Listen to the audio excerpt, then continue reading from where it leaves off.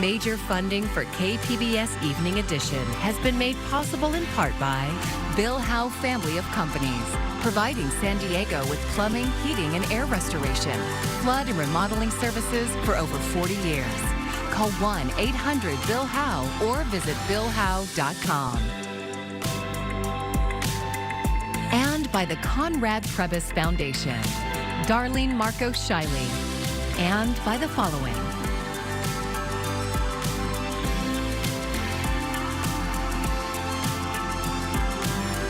And by viewers like you. Thank you.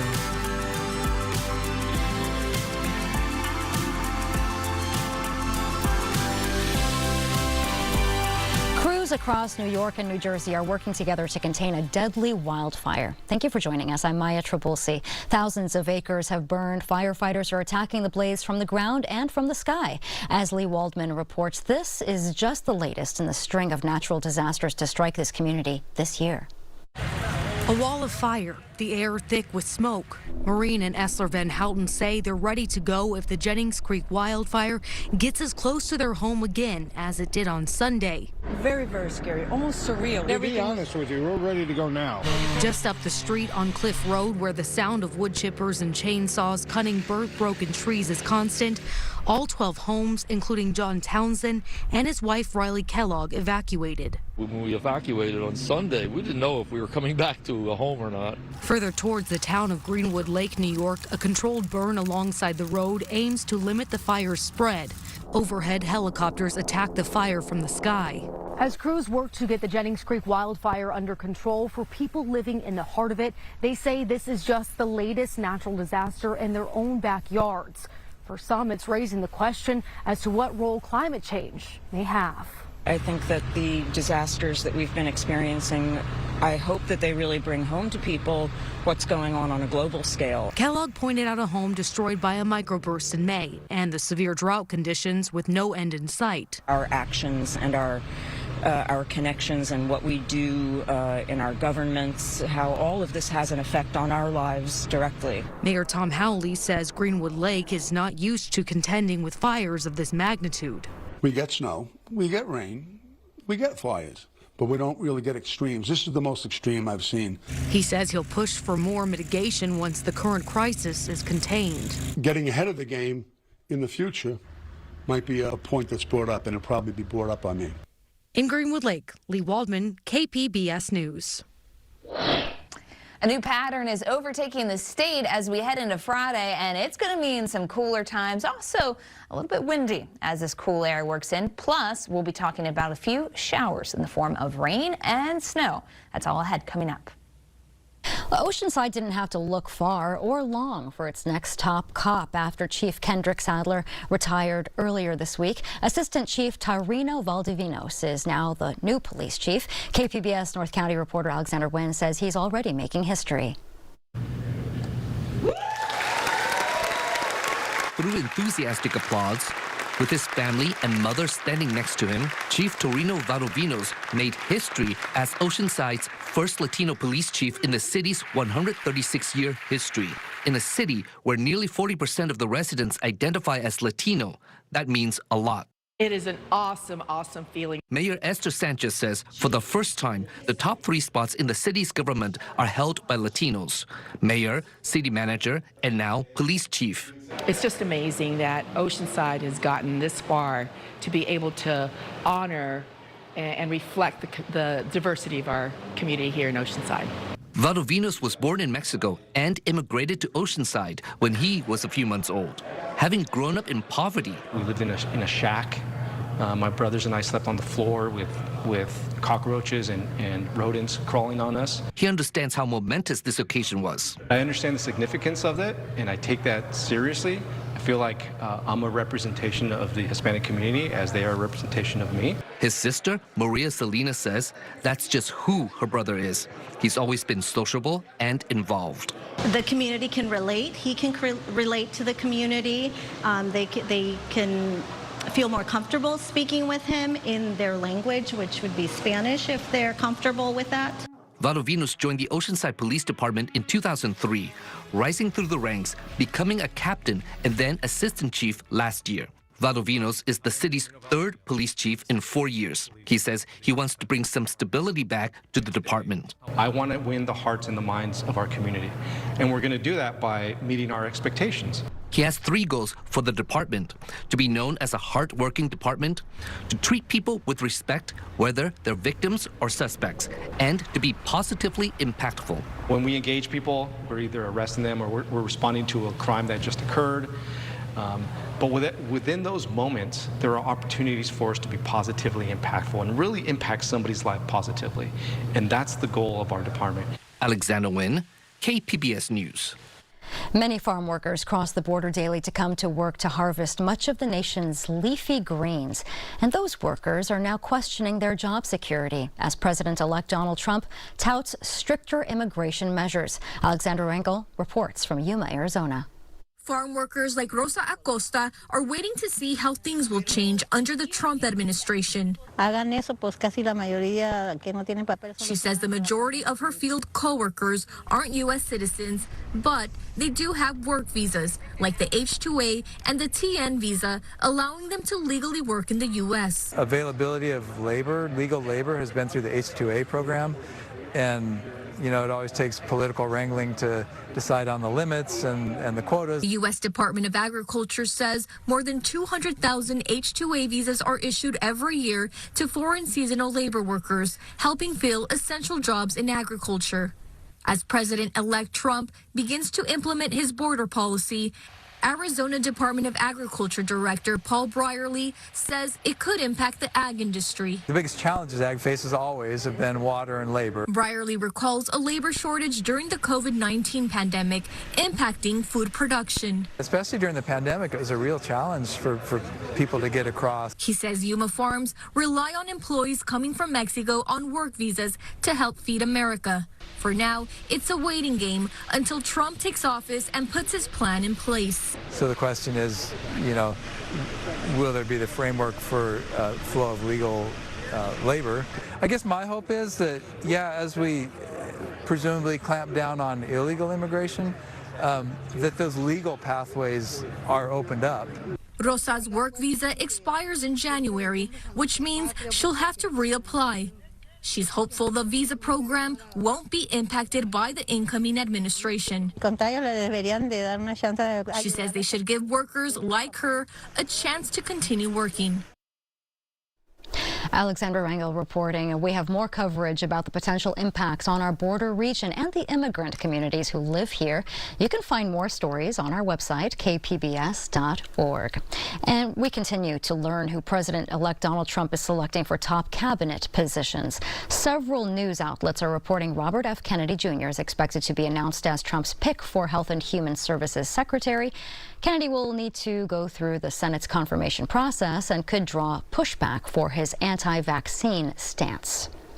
Falls are the leading cause of injury among older adults. San Diego County data show 1 in 4 adults over 65 experiences a fall each year.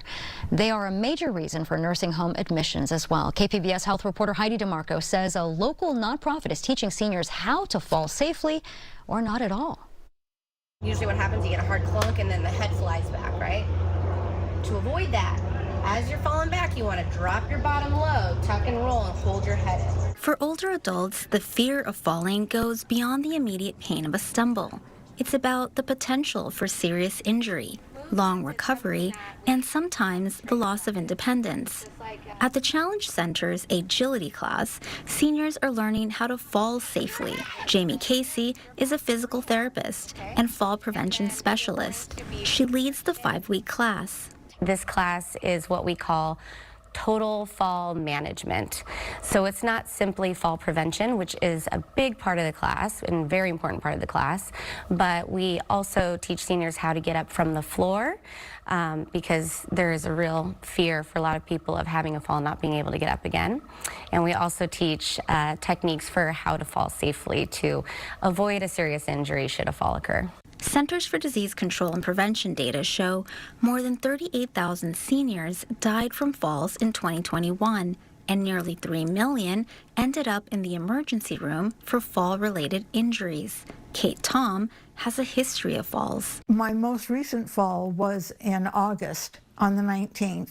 I tripped over an antique shoe shine kit that I had next to my bed, and I fell forward and then passed out. So it took about 2 months to completely heal. I was completely bruised from my face all the way down on my arm and into my neck. Tom is 74 and lives alone.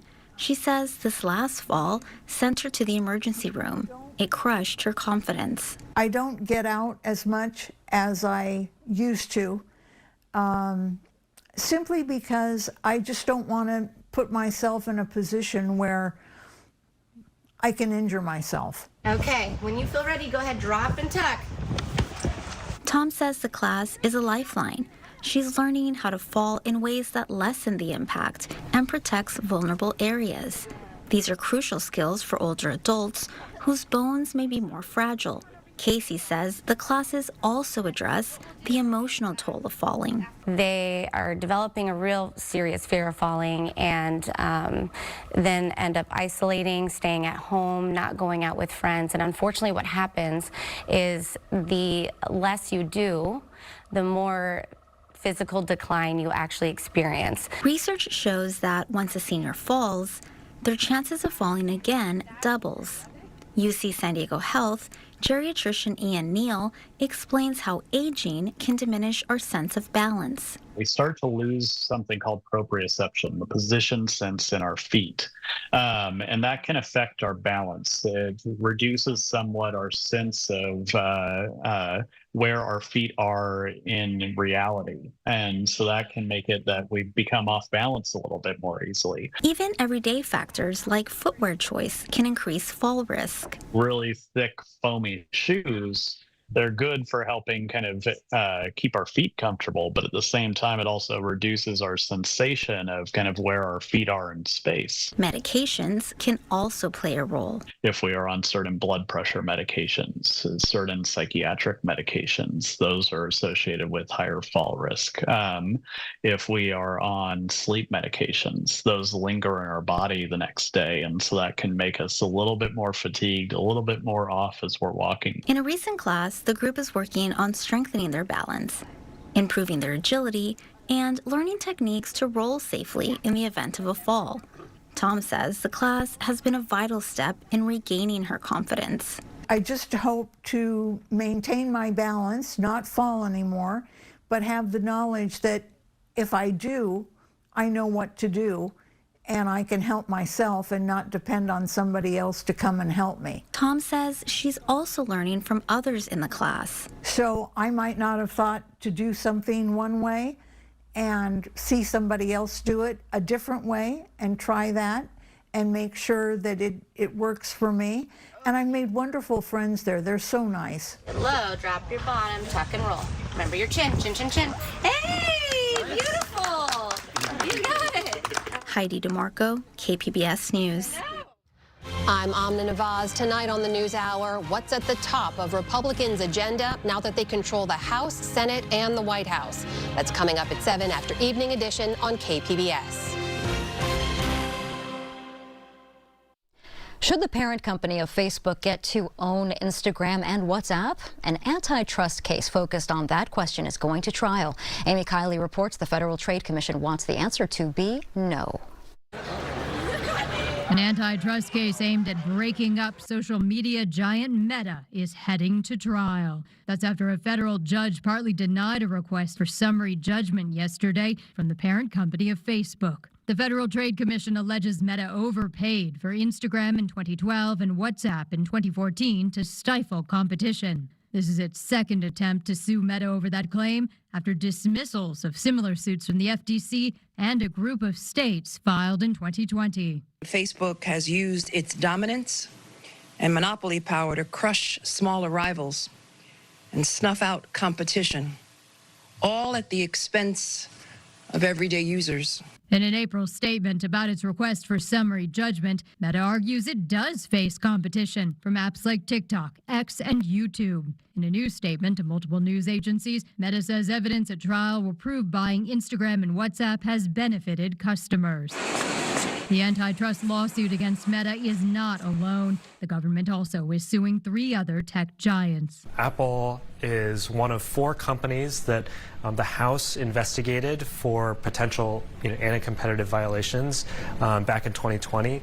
So Apple, Google, Meta, and Amazon were those 4 companies, and Apple is now the last of those 4 to be sued by the federal government. I'm Amy Kiley reporting.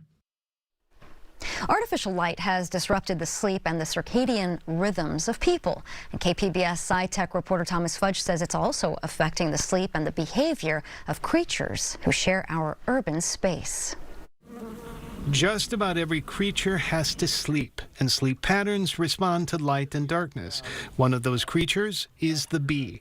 As outdoor lighting has grown in our urban landscape, it has had an effect on bees.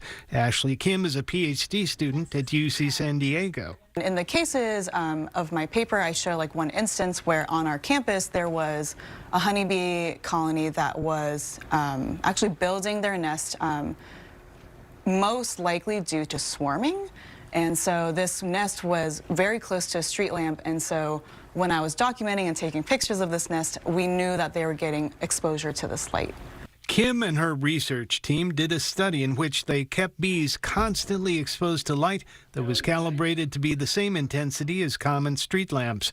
Kim says artificial light had an effect on the bees' internal clocks and their behavior. Over time, throughout our trial, we saw that around days 4 and 5, they started to lose their internal clock rhythm.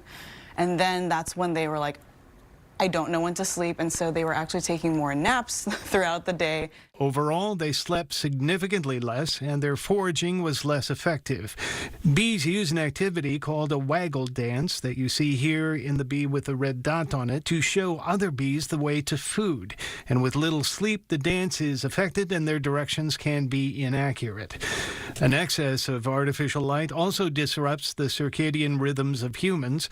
Salk Institute's Emily Manoogian says disrupting sleep patterns through artificial light or shift work is just plain bad for your health. If you have severe circadian disruption, pretty much every chronic disease is associated with it. You're going to have increased risk for diabetes, cardiovascular events, affective disorders like bipolar, depression, reflux, and irritable bowel syndrome, and almost anything you could think of.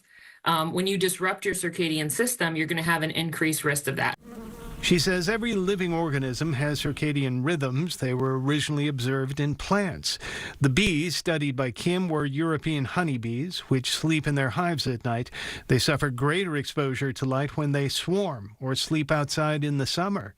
It's basically too hot inside of their colony, and so bees will actually naturally hang outside of their nest just to cool down. She says artificial light can affect some of the agricultural and ecological functions of bees, reducing their ability to forage and to pollinate plants. Thomas Fudge, KPBS News. Seasonal affective disorder affects millions of Americans, but many don't realize it. Mandy Gaither has the signs of this form of depression and ways to cope with the symptoms. The days are shorter and darker. The temperatures are getting colder. If you feel down this time of year, you're not alone. It's extremely common in colder weather climates, especially this time of year, with symptoms beginning and intensifying throughout the winter and even into the spring. Licensed clinical psychologist Adam Borland with Cleveland Clinic says a lack of sunlight can impact vitamin D levels and serotonin, which helps regulate mood, behavior, sleep cycle, and memory. It can lead to symptoms like sadness, loss of interest, fatigue, and fluctuating appetite. Borland says maintaining a healthy daily routine can help. Going to bed around the same time, trying to get up around the same time, monitoring diet and any potential alcohol or other substance usage, engaging in physical exercise, making sure that you socialize, engage in any creative outlets. Borland also suggests using a sun lamp, which can mimic natural light and help regulate the sleep cycle. He says medications can help treat symptoms of anxiety and depression, as can talk therapy. But it's also important for a person with seasonal affective disorder to stay connected to others. It's very easy to kind of hibernate during this time of year, and you want to make sure that you engage in social outlets. For Health Minute, I'm Mandy Gaither. Doctors say that if you're experiencing symptoms of seasonal affective disorder and it's impacting your day-to-day functioning, seek mental health treatment. Stargazers have a special reason to look skyward this weekend. The last supermoon of the year arrives tomorrow, and that is when a full moon happens while it's at its closest approach to the Earth, making the moon brighter and bigger than usual. This moon will also be a beaver moon, which got its name because November is when beavers prepare for winter by strengthening their dams and storing more food.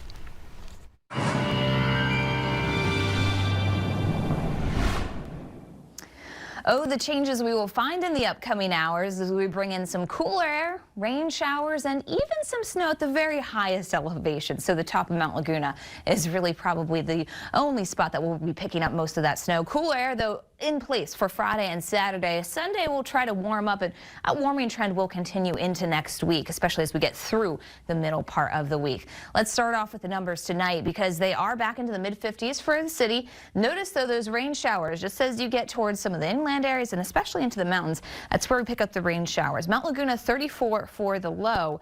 What we will find is as you get above 5,500 feet, there is the potential for some of that snow. So you had to be up there pretty high in order to encounter some of that snow, but there will be that at least chance to see some snowfall, more than possibly an inch in a few of those highest elevations.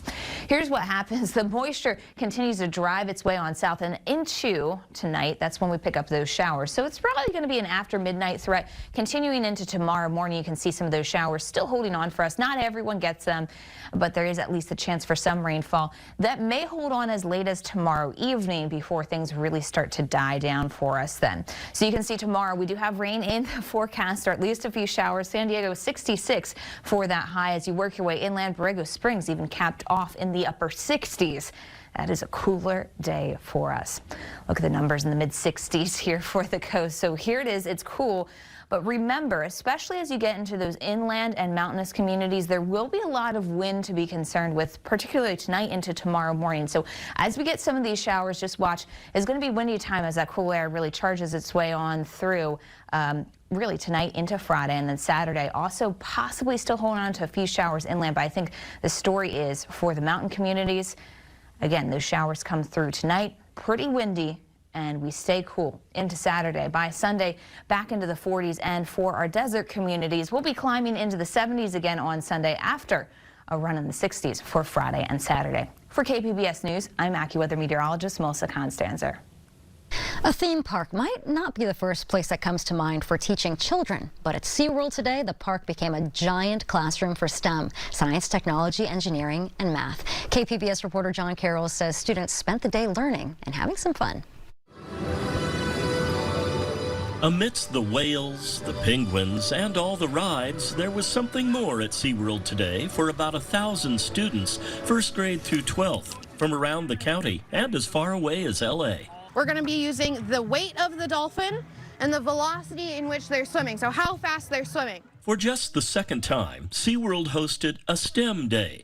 Students were offered discount tickets and lots of learning about things like shark's teeth, how they can tell how big a shark is, or was, from those teeth, how much pressure they bring to bear when chomping down on some unlucky prey. I knew the rest of the club, like the rest of the students and my friends, would all be really excited to learn more about STEM-related stuff here. Sophia Dickman and her friend Jory Northup are both 8th graders at High Tech Middle Mesa. When we caught up with them, they just visited the shark learning station, but they said they really liked what they saw and felt at another station, the stop where they learned about the importance of blubber. Because I know it is probably really cold in those waters, and like how they've done it and how to like they've developed to protect their skin and like stay warm. I am the manager of the Education and Conservation Department here at SeaWorld San Diego. Mike Dunn has been at this for a while, 35 years at SeaWorld. STEM Day is his idea. There's science behind everything, and that is one thing that I think a lot of people don't realize is that as you walk around SeaWorld, we have science surrounding you the entire visit. There's an old school flavor behind STEM Day. All the students are given age-appropriate paper booklets and pencils to, gasp, actually write down what they've learned. So we've seen the shark mouth, we've seen the blubber, we've seen the penguins, but roller coasters? Oh yes, there's science behind them too, of course, and the kids learn about it. We have some really fun rides where kids are able to ride Emperor or ride Arctic Rescue, learn about centrifugal forces, distance equals rate times time, velocity, things of that nature. Dunn says he loves nothing more than to spark an interest in STEM among these young people. That was a foregone conclusion for Jory Northup. And I want to be a zookeeper when I grow up, so definitely like life goals. Making learning fun, a goal of teachers throughout history, one that's probably a bit easier to realize when the classroom is a theme park. John Carroll, KPBS News. And here's a look at what we're working on for tomorrow in the KPBS newsroom. On NPR's Morning Edition, experts discuss President-elect Donald Trump's promises to limit transgender health care access and ban trans athletes from school sports. And KPBS Roundtable is discussing how the Trump administration is expected to change border policy and what that means for our region. And you can find tonight's stories on our website, kpbs.org. Thanks for joining us. I'm Maya Trabulsi. Good night. Major funding for KPBS Evening Edition has been made possible in part by Bill Howe Family of Companies, providing San Diego with plumbing, heating, and air restoration, flood and remodeling services for over 40 years. Call 1-800-BILL-HOWE or visit billhowe.com. And by the Conrad Prebys Foundation, Darlene Marcos Shiley, and by the following: